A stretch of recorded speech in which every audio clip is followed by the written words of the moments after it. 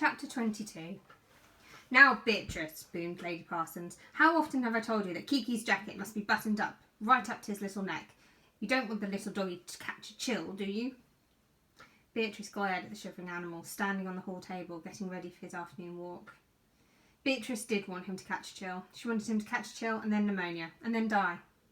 But she said nothing, and she did up the top button of the tartan waistcoat that he always wore for his afternoon walk, since he did not have enough hair or enough sense to keep warm.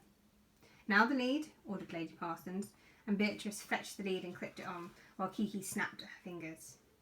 "There you are, my little treasure," said Lady Parsons to the dog. And then to Beatrice, "Now, you're to take him up and down at least 3 times down the promenade.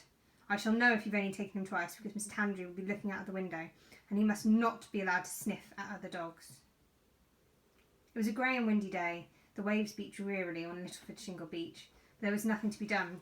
Since they had arrived in England, Beatrice had to walk Kiki every afternoon, and Gwendolen had to walk him every morning. While Beatrice tugged the little dog sulkily along the windswept beach, Gwendolen was in the pantry pouring boiling water into Lady Parsons' stone hot water bottle, ready for Lady Parsons' afternoon sleep.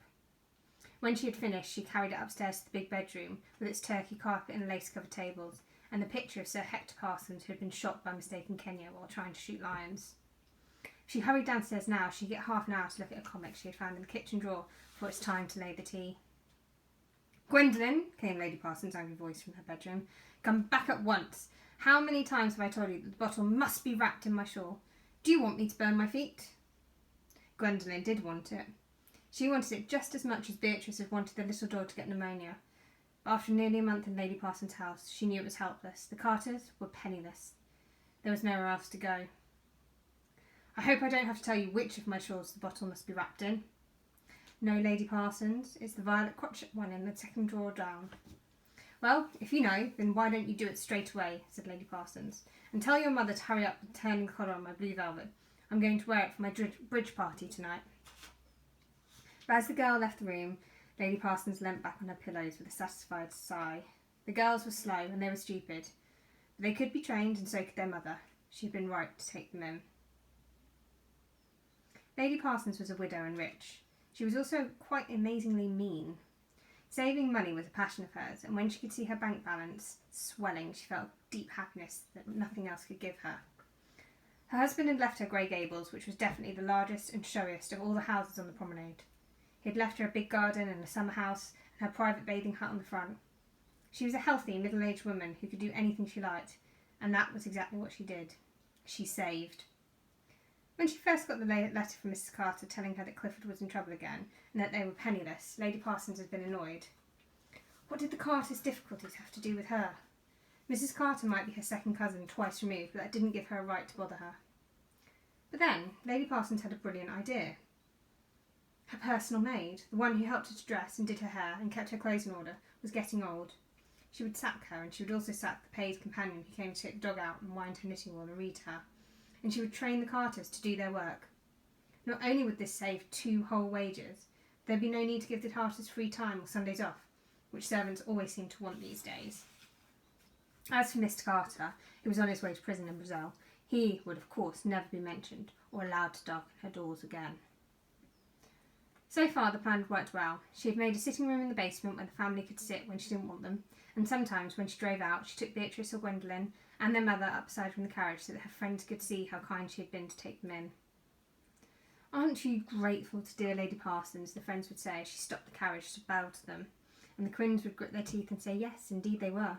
But the moment they got home they were set to work again. The jobs she found for them were endless. They had to match up the embroidery wool, bring her a breakfast tray, and feed Kiki on steak cut exactly into half-inch cubes.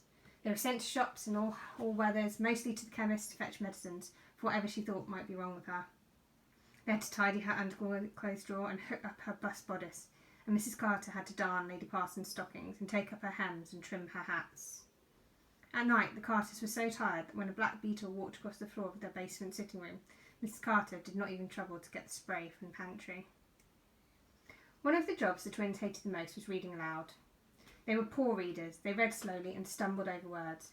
But since Lady Parsons was used to being read aloud as a way of getting her to sleep, she did not mind. Beatrice had to read the whole of Ivanhoe, and Gwendolen read a different library moment each week, without taking in a single word. And at breakfast they read aloud from the newspaper, which was how they found out what happened to Mayor and Miss Minton after they left. Beatrice was reading out the society pages and what King Edward was doing that evening when she saw something on the opposite page which was printed in the foreign news. She stopped reading, gaped, then read with her finger underneath the lines to make sure she had read it properly. "Well, has the cat got your tongue?" asked Lady Parsons sharply, looking up from her coddled egg. But Beatrice was so startled that she just went on goggling at the entry. Then she said, "It says here that Mayor and Miss Minton and that fat professor have vanished into the jungle. Mayor went off with some boy or other in a boat. Miss Minton and the professor went after them to bring him back, and now everyone's disappeared. Please, Lady Parsons, I must show this to Mama and Gwendolen." Beatrice did not often run, but she ran now, holding the newspaper and taking no notice of Lady Parsons' bleats. Mrs. Carter read the whole extract aloud. It seemed that Mayor and Miss Minton had been missing for some weeks, and a search party had been sent out to look for them. The part of the country in which they were last seen is still inhabited by savage tribes, some of them cannibals, not to mention jaguars, pit vipers, caimans, and other dangerous predators. It is feared that some serious harm may have befallen the party. "So she did survive the fire," said Miss Carter. They had left Manhouse when Mayor was still missing. "Well, it serves her right if she gets put in a cooking pot. She always liked the Indians better than anyone else." "Now, Beatrice," said Miss Carter, "you mustn't say such things." "Well, we won't say them," said Gwendolen, "but nothing can stop us thinking them." And all that day, as they gave the dog his worm powders and ironed Lady Parsons' handkerchiefs and sewed the pom-poms back onto her bedroom slippers, their small, tight mouths would suddenly curve into a smile. "It may be awful here, but at least we won't get eaten," said Beatrice. And Gwendolen agreed.